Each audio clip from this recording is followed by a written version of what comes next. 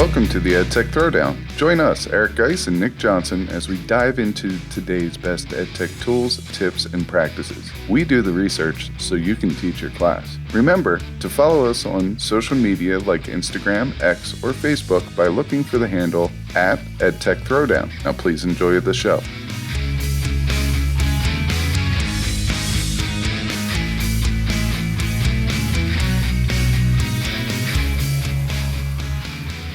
Welcome to the EdTech Throwdown. This is episode 192 called Awesome Edtech for the Summer. Every year when school ends, we publish an episode where Guise and I share what we'll be reading, listening to, and exploring over summer break. 192 is that episode, and this is another you don't want to miss. Check it out.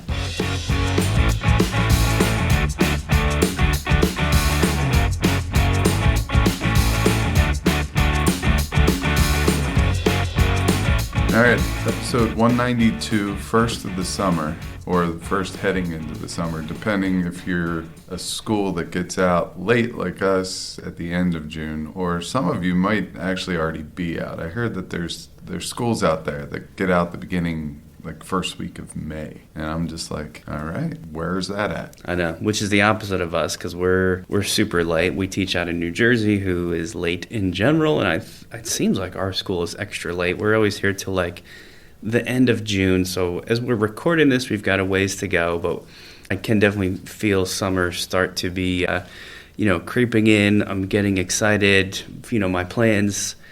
I'm on like the no plan this summer, kind of the same thing you always talk about. Like I just want to shut off the technology for a little while and focus on stuff other than that, which is funny because we're going to be talking today about a lot of the technology we're going to be exploring, which will be happening, but I'm going to try to push that more towards late August, once things are ramping up again.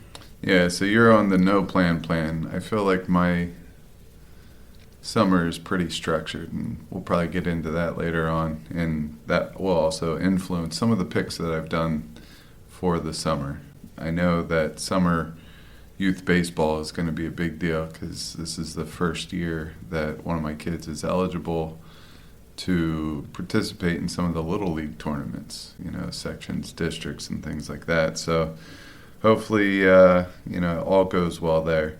But I am really going to center my summer around my son's baseball, well, all three of my son's baseball. They'll all be playing all summer long. And also brain health.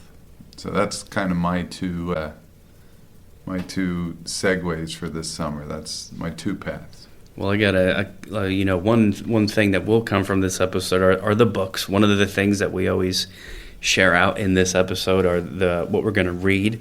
I'm not a huge reader, I'll be perfectly honest. Usually the books that I share in this episode that we've done now for probably 4 or 5 years straight, I don't actually read. I intend to read them. I'm not lying when I say I want to read them, and I'll even order them most of the time. But I just never can sit and make myself read, and I think it's a personal flaw. I wish I liked it. Every time I try to read, it just never holds my attention. I haven't probably actually sat and read a full book since I was maybe in college and had to for school. But this year, I'm going to really do it, especially I think with at least one of the ones I'm going to share. I can't promise about the second one. It sounds great, but I can almost tell for sure already it's not going to pull me through, but I think I got one that actually will. So as like a challenge to myself, I plan to actually sit and read the books that I'm mentioning today, and that's part of the whole brain health thing because I think it would be good. I'm getting sick of scrolling through social media. I almost want to even delete all my social media for the summer. Maybe that would help with actually reading the books as well. I will be your accountability buddy. All right, let's do it. I'll report in once a week. Once a week, you give me the main takeaways, and right. That will be a good thing. And so like Nick said, we do books, we do podcasts, and we do our grab bag. And our grab bag is basically things that we're excited to kind of dive deeper in. And those, for the most part, will be centered around teaching. So you'll get a little bit of everything in this episode. If not anything, you'll be able to understand us a little bit better and maybe why we made some of these choices and what gets us ticking. But Nick is not a reader. I am right on that page. I am not a fictional reader. I cannot. My oldest son is like on book 4 of the Harry Potter series, and he wanted to read them with me. And luckily, he quickly made the switch over to my wife. She does some amazing voices. They take turns reading. It's a real bonding experience for them. And then I read like ballpark mysteries and boxcar children and stuff like that to the younger two at the same time. So those, because they are fictional, but they're relatable. I don't relate to wizards or anything like that. So that's what I'm trying to get into here. I'm trying to say that I am pretty much a reader of the nonfiction category. I like reading things that are true.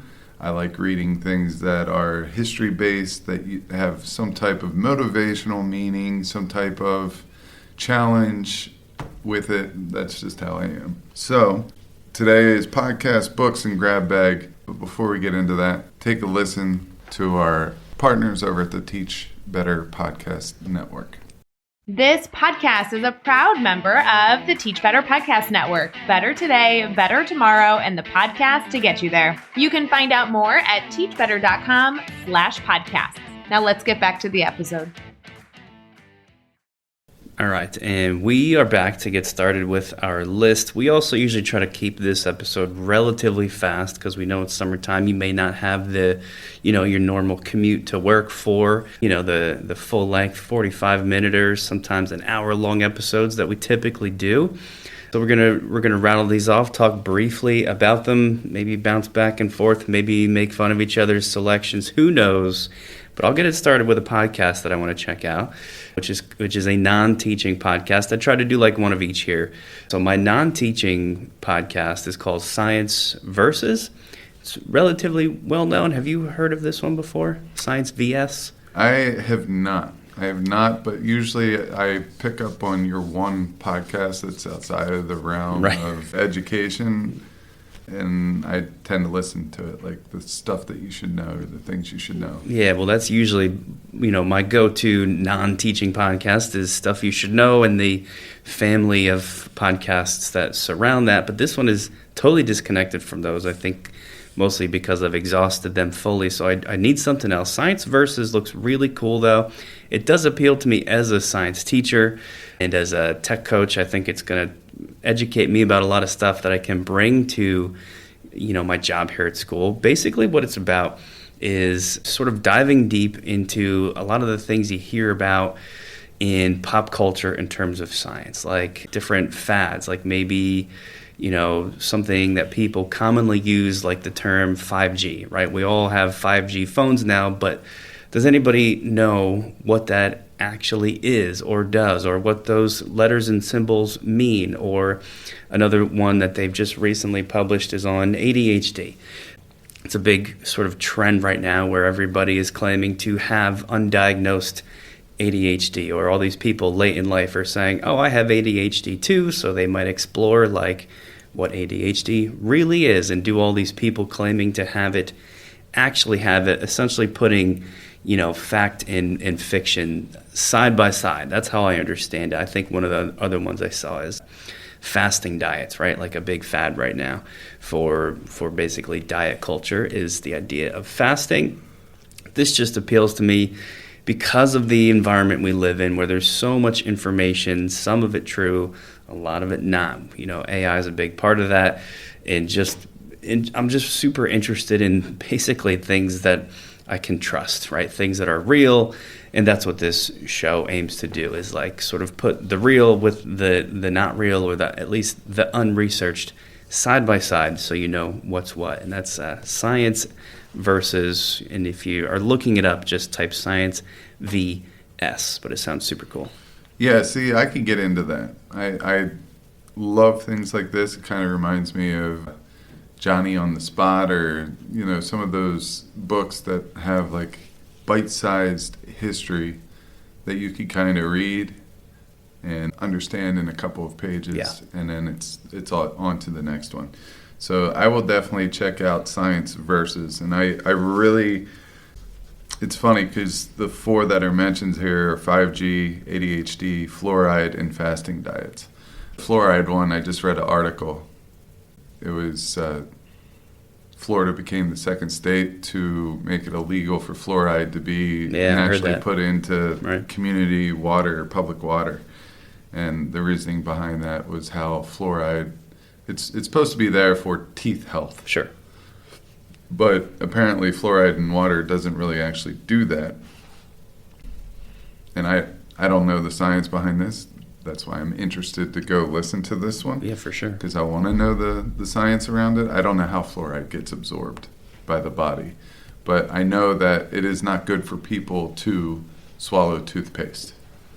All right? It's not good for for organs and things like that. So when fluoride is found in some toothpaste, I'm wondering how that plays a part. So I'm going to listen to that episode. I'm going to check it out. And, I guess probably put that in my queue of podcasts to play. I need something else other than fantasy football. Dynasty fantasy football. I feel like I listen to that way too much. But let's get into my first one. I'll do my education one. I just want to shout this one out. I shouted it out before, but, it's just a very casual podcast. And it has some of my favorite education people in there. It's called Steph and Joe on the Go. I'll just throw that one out. I haven't mentioned it in a while, probably since the first episode that I listened to. Super casual. Usually Joe is on a walk. I don't know what Steph's doing, maybe drinking coffee. I don't know if she even drinks coffee, but, it seems like it's in the morning. Joe's getting his walk in. Maybe Steph's getting her walk in too. I don't know. I try to listen for cars and stuff. It's like Brian Carpenter's podcast. I always try to guess what type of vehicle went by the sound it makes. But what I like about this podcast is it's usually pretty quick episodes, around a half an hour or under, and it's relevant topics. It's relevant topics to teachers and to ed coaches and tech coaches and stuff like that, and it's relatable, and it's kind of lighthearted take on that, and you don't have to think too hard first thing in the morning. But any type of hard thinking that you do is usually the reflection piece. And that's the piece that's important to me. So Steph and Joe on the go. So definitely check those episodes out. I think they're like 20 to 30 in. But both of them are, podcast regulars. You'll hear them on other podcasts. They even had other podcasts prior to this, I'm pretty sure. I know Steph did. I'm pretty sure Joe did as well. But definitely check out those too. Yeah, I know. I know that's a great one, and it's good to shout them out. And that's a good time for me to bring up my education podcast. This one is called Mr. Barton Maths, Maths. Just a word of caution for our United States listeners. Mr. Barton is from the UK.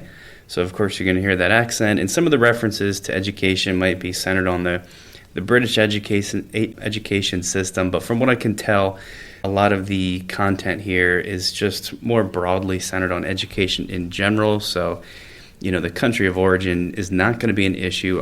I like this one for a couple of reasons. One, it's about teaching math and how difficult that can be. Kind of takes this like human first perspective, acknowledging why so many students find math so challenging and stressful, which leads to them claiming that they don't like math. And that comes from the stress of that math class. So he kind of acknowledges that. And we see a lot of this same stuff in science, where we do a lot of math and it can seem, air quotes, challenging for students. And that leads to the stress, and that leads to them saying they don't like it. So that's one reason. Selfishly, as a chemistry teacher, I want to hear what he's got to say. Also, we've been just getting a lot of feedback from math teachers in general that kind of feel left behind with the AI revolution and like waiting for things more tailored to that. Not that Mr. Barton Maths is about that, but I just think it's going to give me a good perspective on math and math teaching. And I'll add, as we're going into this, he's got a really great website. If you guys want to head to mrbartonmaths.com, this is now the math teachers exclusively that I'm talking to, but just tons of great resources, newsletters, all sorts of really cool stuff. And these episodes look great. They talk about a lot of things that I think are going to apply to a lot of people. His, more recent 200th episode, hey, he looks pretty similar to us. We're coming up on 200 as well, is about that AI in education. There's one called Atomization in Action. So he's got all these little, tips and, tricks or applications that might actually help somebody to teach math better, make it real, and acknowledge that experience of what it's like as a student in a math class. It's just a really cool take on it. It also looks like in almost all of his episodes, I shouldn't say that because I haven't listened to many of these except the more recent ones yet. I'll just say this. A lot of his episodes are interviews with people, which is great and super interesting to listen to. You're getting lots of perspectives. A lot of these interviews are like a repeat person to Ollie. I'm not sure who Ollie is, but the point for me is I'm going to be finding out this summer as I check out Mr. Barton Maths. Yeah, that's another one that sounds pretty cool, and I like how you focused on the math topic there.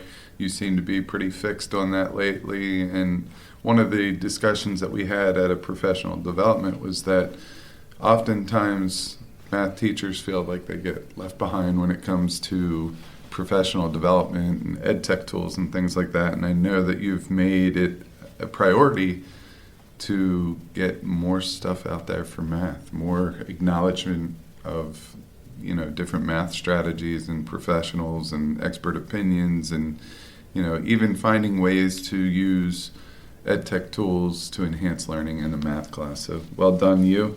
I will also check in on you with that podcast. I know for me, the last 12 months has been a little bit of a roller coaster when it comes to health in the family. Now, nothing major with my local, like my centered family, my close-knit family that I live with, but outside of that, there's a lot of issues going on with brain health, aging relatives and things like that. So the brain has been on my mind, or my mind has been on my brain. Probably both of those. Both. So what I want to do is become more knowledged on brain health and how does hydration impact the brain. There's something out there called brain shrinkage as you get older. How do you prevent that or slow it down or things like that? So what I'm going to do is I'm going to start listening to the professionals. I'm going to start doing some research on brain health and things like that. So the second podcast I have is the Brain Health Podcast. And this is where Dr. Jonah Yakel, I probably am not pronouncing that right, but I gave it my best. He goes through different cutting-edge science perspectives on the brain and some natural strategies to help maximize brain function. All right, and these, a lot of times as we get older, we stop using parts of our brain.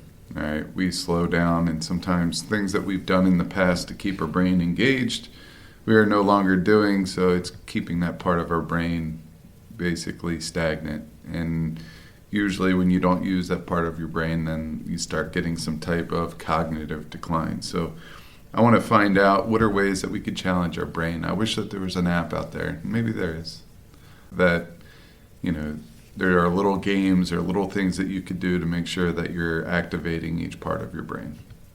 That's what I'm trying to get to, a collection of those types of strategies and ideas to hopefully slow down or stop or minimize the cognitive decline that seems to run in the family.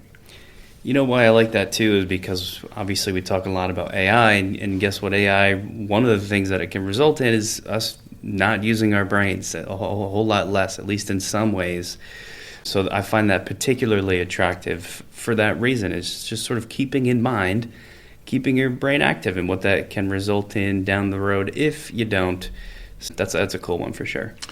Yeah, and that really wraps up our podcast section of this podcast episode, and we'll get into the books. And I know, at least for mine, I haven't read either one of these. I have them. I purchased them, but I haven't read them. So, this is going to be a very quick section where we're just going to announce the title, kind of give you a little gist of what it is, like the back cover type thing, and then we're going to move on. But the first one that that I've purchased and I'm ready to read, and it will take me the whole summer to read these 2 books, I guarantee it. The second one I'll get through a lot quicker than the first, but the first one is Powerful Teaching, Unleash the Science of Learning. And this book is all about empowering educators to harness how students learn. So look at the research, what the main takeaways are, and I think there's going to be some practical in-class teaching exercises that a K through 12 teacher can implement into their classroom without needing additional prep. It's given to you. It's probably something very easy to implement. And then my second book is Baseball Mindset, and it's all about teaching 9 to 12-year-olds how to master some of the harder concepts in baseball. Now, you might say, why are you reading this? Well, at the top of the episode, I told you that I'm coaching younger kids. But I guarantee you I'm going to find something in this book that I'm going to be able to bring into the education realm. And for me, when I read, I really like finding ways to take something that has to do with, I don't know, something on the East Coast and making it relevant to something that's on the West Coast. So what I'm saying is I like to find ways to blend things that I read and make them applicable into my everyday life in my everyday setting. Well, how often do you bring stuff from coaching into your education? Yeah, it's constant. That's the best stuff as a teacher, things that come from your everyday life. So it makes a whole lot of sense to me. My 2 books, I've got one non-education-ish and then another that is fully education-ish. I'll start with the non-education. It's called Everything is Tuberculosis by John Green. You might know John Green. I mean, this dude has done a ton of stuff. He's written some major famous books that have become movies. I can't quote them off the top of my head, and I don't care enough to look it up. But if you know, you know. John Green is huge. He's also one of the original founders of the edutainment on YouTube that we know and love today, right? This guy did some really engaging YouTube series, starting a decade ago, and I think he really is one of the reasons we go there for, YouTube series to learn about stuff. John Green has a new book, and its title, like I said, is Everything is Tuberculosis. It's all about tuberculosis as this kind of weird, mysterious disease that everybody knows the term for, but at least here in the United States, where we are generally wealthy, nobody really knows what it is because very few people here have tuberculosis.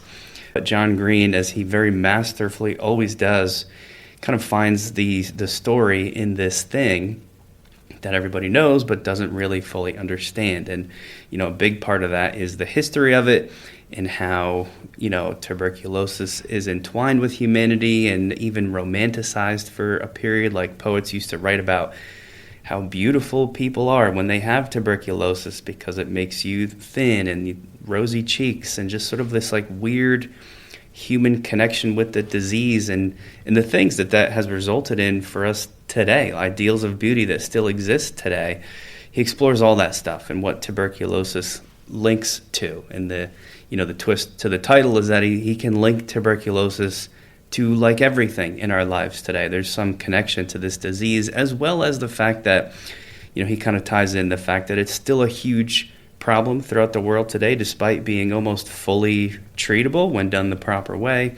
If you happen to live in a poorer country without good health care, then this treatable disease is actually a really big problem. It just sounds super fascinating. I also just love John Green. I was a huge fan of his YouTube series. And I've actually never read one of his books, but he's supposedly a great writer, so I'm going to check this out for sure.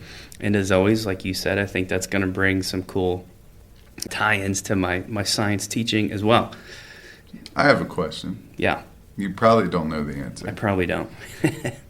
But you just said how tuberculosis, how people are romanticized about how people looked and things like that. Is that how blush was created? Dude, it might be. That's his spin here. If you go watch interviews where he's promoting his book. There was just one where he was on The Daily Show. And like the whole interview was the host like throwing out like just seemingly random things from everyday life. Like you could say makeup like you just did. And he tries to on the fly link it to tuberculosis. So I have a strong feeling the answer is yes, but I can't say for sure. But that's kind of the point of the book. So We'll see. This is the one I think I might actually be able to read. So if you, as I report to you throughout the summer, I'll let you know if I find that out. The second book is fully education-based. It's called Teachers and Machines, the Classroom of Technology Since 1920. It's about the history of education and its relationship with emerging technologies. Obviously, I'm super into that because we're trying to wrap our heads around a major advancement in technology called AI right now and what that means for teaching. And I just think the historical perspective is a great one to have. It's something we try to convince teachers of all the time, like, hey, these things happen and education lives on. And then, linking that to AI.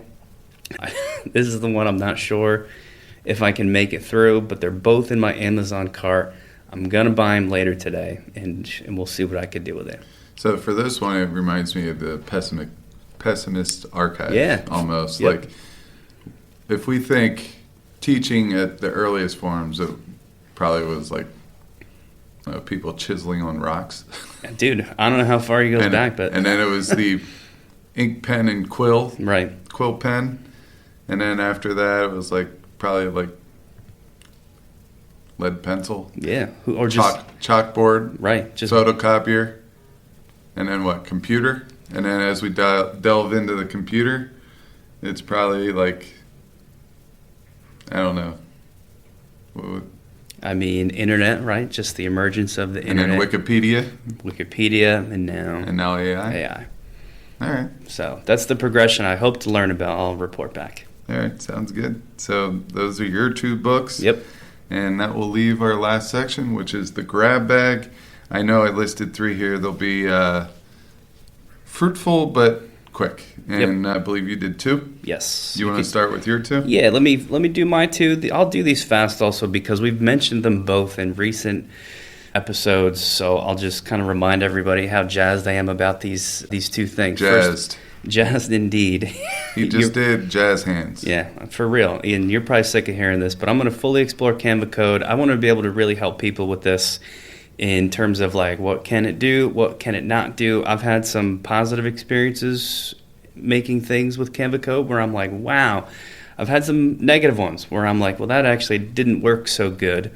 And I know you've had that too. The point is I want to really know what it can do and what it can't. Earlier today, I asked it as part of a answer checker puzzle decoder kind of a thing to make an image of a scientist. And it tried to code. It doesn't seem to pull images like stock images like I thought it would. It codes from scratch an image of a scientist, and the scientist is bizarre. I'll put it in the show notes. I can't wait to look at it because it's so probably going to be better than anything you can imagine. I left it in. So my kids are going to use this later today, but it just looks freaky and weird. The point is, I just don't know. Can it do better? Can I ask it to code a better looking scientist? Can I ask it to pull in a specific? I just don't know. But that's the kind of stuff I want to figure out because I do think Canva Code has tremendous capability if you can understand what it can do and can't do. So I'm going to be checking that out for sure. So, Nick, I got to ask you a question. There are people out there that have a big screaming eagle tattoo on their back. Are you going to get Canva Code to develop a Canva Code tattoo so you can put that in the between your shoulder blades on your back? Yes, I am. And I believe this is possible because Canva Code can code websites about Canva Code, which means I think it can do pretty much whatever I want in terms of that design. So I'm going to go for it. What if you get a screaming eagle with a Canva Code ball or fish? A fish that has Canva Code. Or the Canva logo in its mouth or something. At least wait till the end of the summer once I'm done fully investigating, so I know if I can't wait for you to come back and be bucket list check mark right. Canva Code. that too. Yep, I'll put a picture in the show notes for everybody if and when that happens. So that's my first one. My second one is, I've been a flipped classroom teacher half the time for years now, probably going on a decade now. And I want to keep that up, but I'm going to start shifting it more away from micro-learning, which is like video segments, roughly 5 to 10 minutes long. And I always tried for more for the 5-minute length. I didn't realize that was called micro-learning. I think just recently it's been deemed micro-learning because now there's also nano-learning where you try to keep your video content to like 2 minutes or less. I've even seen some places 1 minute or less. This came up in a recent episode as well. And it really captured my attention because I think I can do that for chemistry. And I want to try to basically create those resources, see if it can be done. Essentially, each video is like just literally one very small, insignificant thing. Picture the way you scroll through your Instagram feed or TikTok. It's that, but the videos are actually learning-based. And, like, can that work for students? I have fears about this, by the way, like, can you really learn when things are that short? Because to learn, you've got to actively engage with stuff. And can you be actively engaged when it's this kind of like swiping mentality? I don't know. But the point is I'm interested in it, and I'm going to check it out. I'm going to try to develop those resources so I can try it next year with real live students to see how it goes. If you're in our show notes, I put a link to a really great website all about nano learning and kind of starting you from scratch, like what it is, how to do it, tips, templates, all kinds of cool stuff. This is from the Digital Learning Institute at digitallearninginstitute.com. So anybody who's on that journey with me this summer, you can check out that website to get started just like me. And those are my two things. That's awesome. Yeah, I'm excited. Yeah, that's really cool. And I'm going to bring yours full circle. I think you should do... Let me put it to you this way. Sure. Like Canva code, the experience that I have, the more complex the code that you're going to write, the longer it takes. For sure. So keep your code in nano learning nuggets. Like keep it very short. Ask it to do something very, very simple and then have yourself stack it on top of each other to make the bigger picture. All right, what I'm saying here is I was trying to make a puzzle for an escape the room with an old Timex dial where you have to you have a picture of a dial. There's 5 different dials that they can move. It spells out a word and that will unlock the lock. I was doing that and every little minute change I wanted, it took forever because it was rewriting the code from start to finish. I'm hoping that Canva refines this so it will only have to rewrite the code for the little changes that it makes only. Once we get to that point, I think that is going to be a surefire winner in education. Let's go to my grab bag. I'm going to talk about one in Canva as well. The one that I want to look at is Canva Sheets. So think Canva meets Google Sheets, but what's cool is you could also use it to... I guess it's code. I think it's Canva code within Google Sheets. But say, for example, I'm teaching AP Bio for coverage for the first half of the year, next year. And say I want to release one question that is a published question from the AP College Board for Biology. And I want to release one question a day into the LMS. But I don't want to make it just so it's just a question on a Google Doc or something like that. Say I want to make a design. I could actually have Canva Sheets, make a design, make all the questions, make the design for those questions, and create pictures. So all I have to do is right-click, copy, and paste into the LMS. So I'm going to look at Canva Sheets so I can do that process. It will automatically make everything because I can pull the College Board information off of the website just by putting, College Board standards in there, and it will make the question, and it will also make the graphic. That I think what it's doing is what was the Canva app that we use to make multiple social media prompts? Oh yeah, I'm drawing a blank. Yeah, right now. me too. It's where you have Yeah, I can't think of it, and I can tell I'm not going to. I know that we did a YouTube video on it, Yeah. but I'll definitely bring that up as soon as I think about it. There's so many apps that I use in Canva that it's very hard. It's Merge, hard. it's a Yeah. merge, but it's not called merge. But anyway, I'll figure that out, and I'll probably bring it up in a future episode. Another one is Adobe Aero. Adobe Aero is free right now. It's in beta. And basically, this is a tool that allows users to create, share, and view interactive augmented reality experiences without needing to code. All right, so it's available for iOS, and it's like a public beta for Mac and Windows. So it should be able to, basically whatever you use, it should be there for beta. And what it's going to allow you to do is bring your own assets, such as 2D, 3D images, audio, and more, to create an engaging AR experience. All right, so I think that one's pretty cool. I want to see if I can kind of tie that into an Escape the Room as well. But I think it'd be pretty cool. And my third and last thing in my grab bag is each year I take about a month off of all EdTech, so I've deemed that pretty much the month of July, and then in August I kind of get back into it. There are a couple ambassador programs and PD collections that I put in the show notes. The first one is, there was an episode on Steph and Joe on the go, and they did an ambassador spreadsheet, so it's a whole bunch of ambassador programs for EdTech tools. I like to find one or two that I can kind of go through. It allows me to kind of just stay current in what's out there, and also it allows me to see if there's something that we're missing here at our school that we might want to bring in or might want to investigate. The other one is by Kyle Nemus and quizzes. There's some free professional development modules or professional developments on different EdTech tools that are out there and different teaching strategies. So I'm going to check out a couple of those as well, but that's pretty much my grab bag. Those resources at the end are great, especially the free PD one from Kyle. He always puts together these awesome collections and spreadsheets, and this one is just more the same. So cool, tons of stuff. And I got to go back before we wrap it up here. Is it Bulk Create? Is that the one? Yeah, okay. That's the one.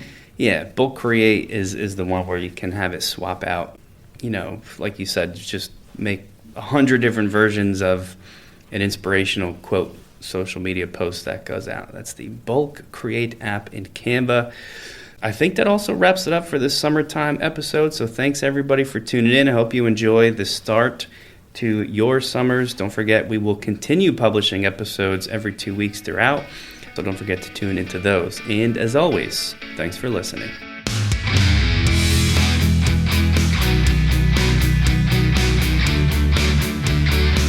Thanks for listening to the EdTech Throwdown. Do us a couple of favors. Subscribe to our podcast on any major podcast catcher such as Apple, Spotify, Amazon Podcasts, and Stitcher. Go over to YouTube, search the EdTech Throwdown, subscribe to the channel. You can connect with us on Twitter, Facebook, and Instagram. The show's handle is EdTech Throwdown. You can connect with Guise at GuiseGotTech, Nick at NickGotTech. You can write us an Apple Podcast review. You can tell your friends about www.edtechthrowdown.com. And lastly, go over and check out our friends over at the Teach Better Podcast Network, a network that we are so proudly involved with. Until next time, remember, go try some EdTech because we will do the research so you can teach your class.